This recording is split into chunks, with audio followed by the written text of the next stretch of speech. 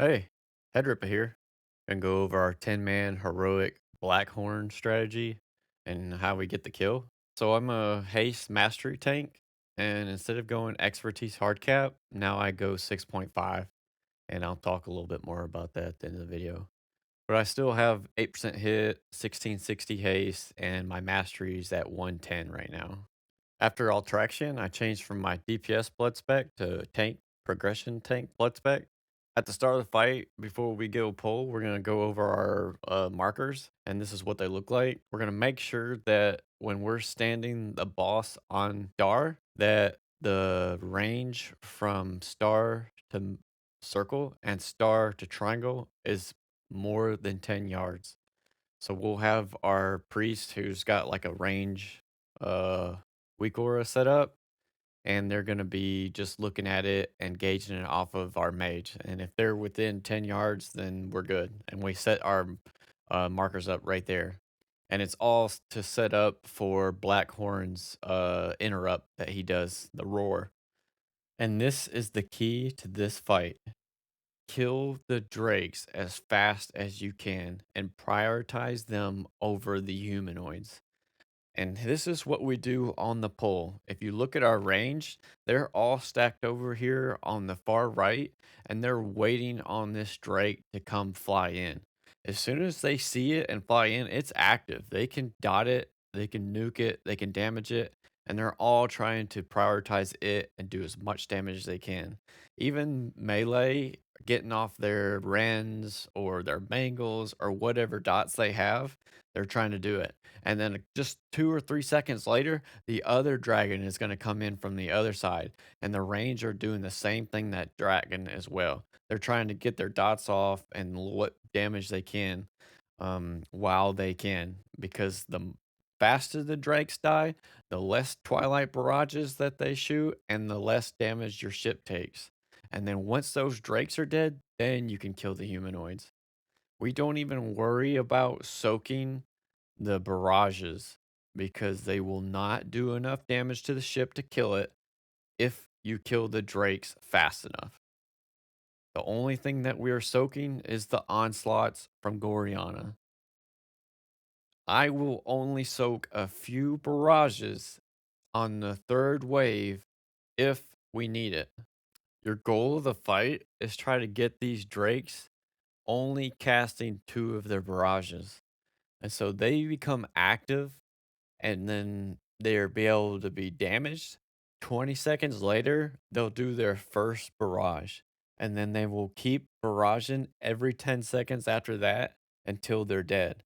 So your goal is to get these guys dead before 35 seconds.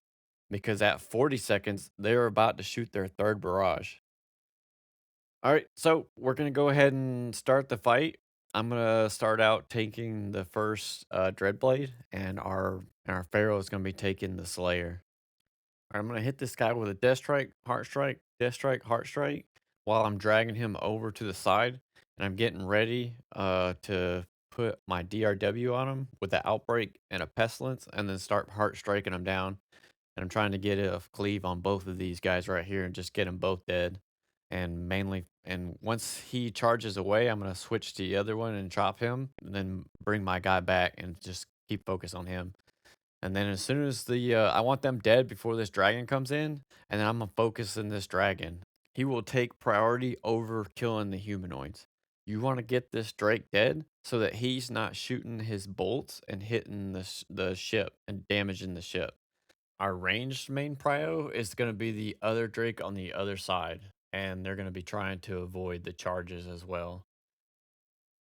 And then once they die, then we'll kill the humanoids. But after the first wave, then the sapper's going to come out. We usually have our ret or our rogue stunning it. If not, we just kill it because we've got so much time. But we're going to all group up for the big soak.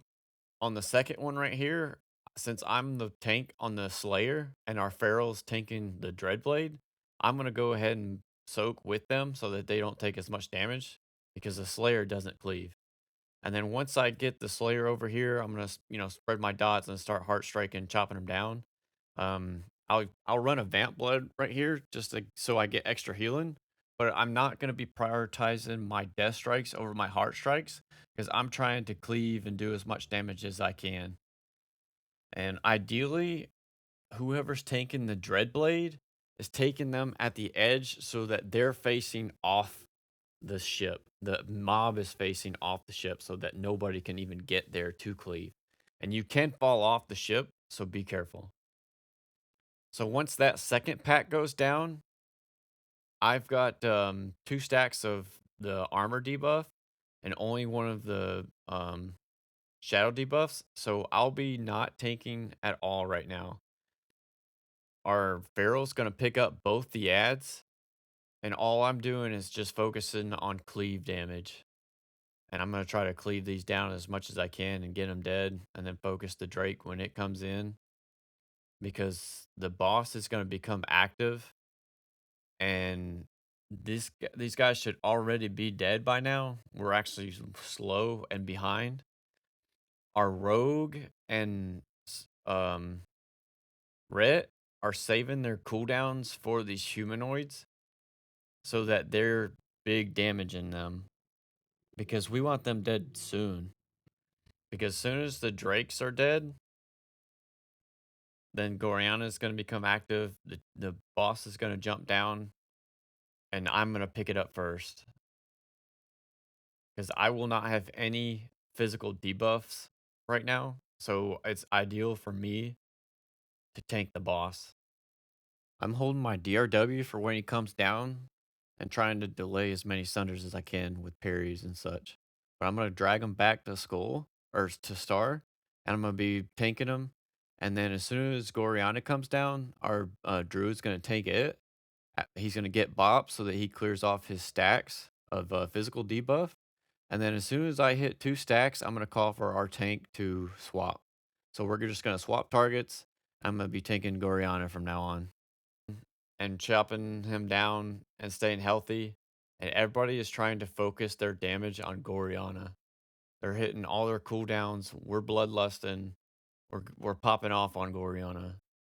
And we're trying to single target it. We're not trying to cleave. Because the more damage you do to Blackhorn, the harder he's gonna hit. And it's just unnecessary damage right now. So once my off tank gets to 2 stacks, we'll tank swap again. But since he's a feral, he's dodging almost all of them. So his devastate is not sundering him.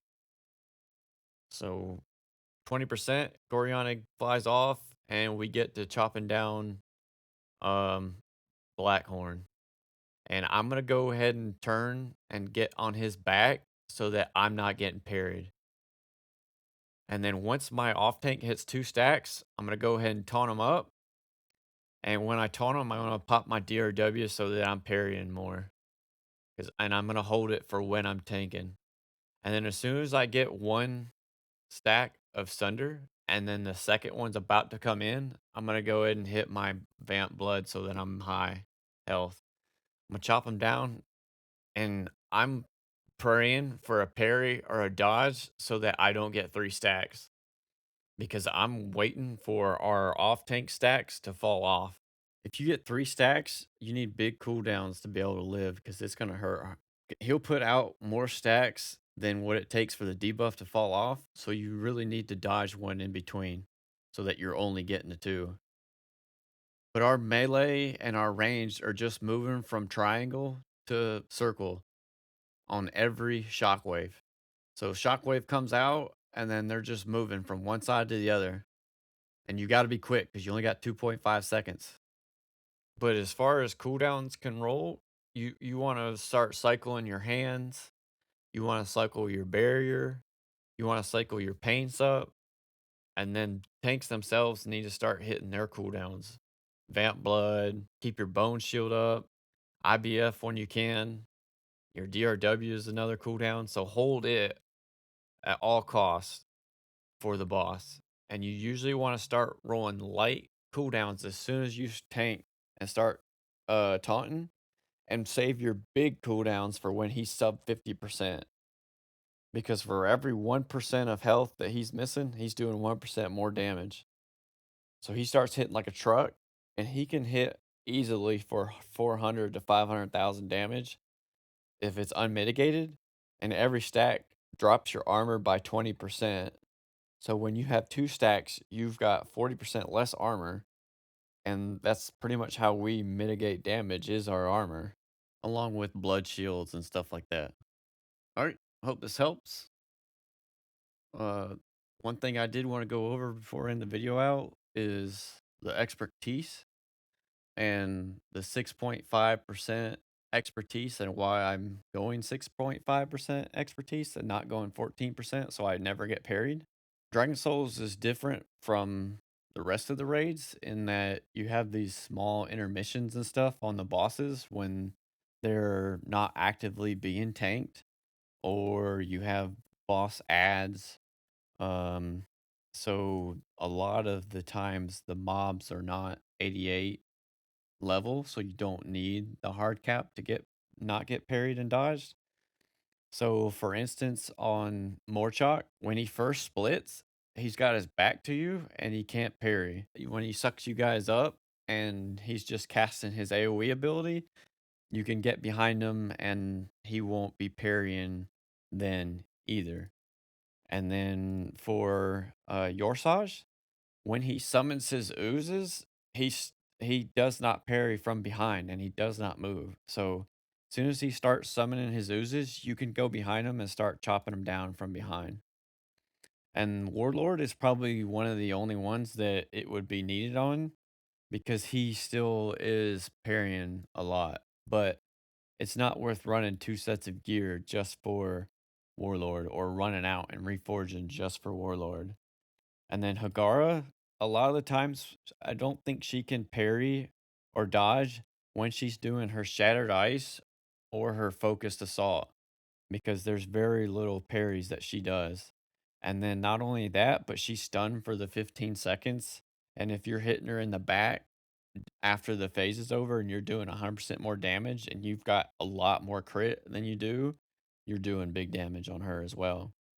And Altraxion doesn't parry, on Blackhorn, a lot of your mobs are the elites and the drakes, so they don't parry. And then when you're actively tanking the boss, um, it's for very little time. And then when your off tank taunts off you, you can go to the back so that you're not getting parried. On Spine, the only thing that's gonna be dodging and parrying are the amalgamations, but the most damage done in that fight that you want to do is to the tendons, and the tendons are not gonna be dodging or parrying. And then on Madness, nothing dodges or parries, so you just need 6.5% on it too. So what I've done is just take all of my expertise that I had reforged or excessive expertise and put it into crit. But I still make sure that I maintain at least 100 to 110% mastery, and I still run the 1660 haste. Once this buff starts ramping up 5, 10, 15, 20%, I'll be looking to drop mastery and put it into crit and then just speed killing things. All right, bye.